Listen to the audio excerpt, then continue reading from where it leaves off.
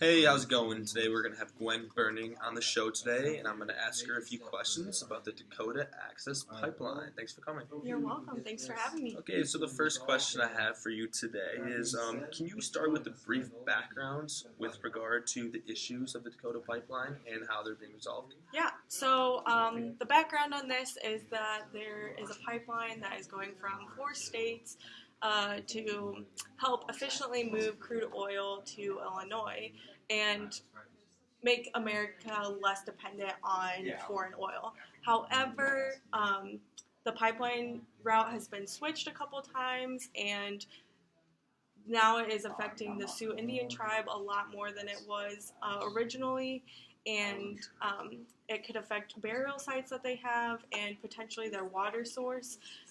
If there was a spill, and in 2015 alone, there was 130 spills from pipeline oils. So it is a possibility. They say it's not if it happens, it's when it happens. So Interesting, thank you.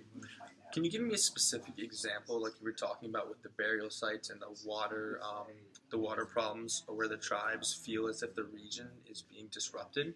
yeah, so actually recently, September 2nd, the tribe's historic expert just found a burial site.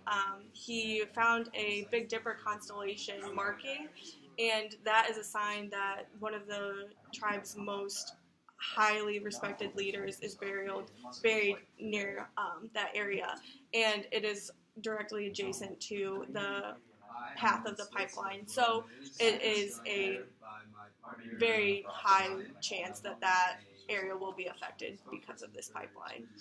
So if they were not to continue the finishing of this pipeline, can you give me an example of an alternative solution to an energy source or a possible solution to this issue going on right now? Yeah, so they're spending $4 billion on this pipeline, which just seems like a ridiculous amount of money. And we as a country and as a nation and world have been saying how climate change is an issue and how we need to push towards more renewable energy sources. And I believe that $400 billion could have been used or can be used to